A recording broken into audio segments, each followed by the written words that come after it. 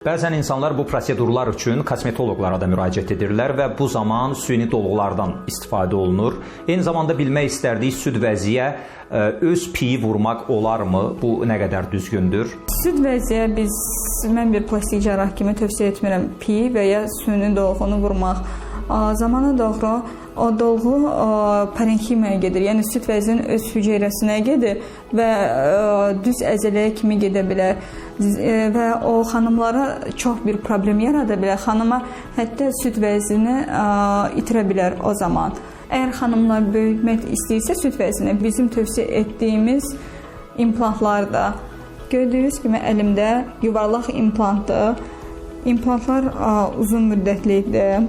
Ən belə uzun müddətli olan bizim praktikamızda 26 il implant süd vəzinin altında qalıb. Üzəri hamardır. İçi gel teksturasıdır, yəni axmır, partlama ehtimalı yoxdur. Gördüyünüz kimi nə qədər sıxıram da yenə də heç nə olmur. İmplantımız normaldır.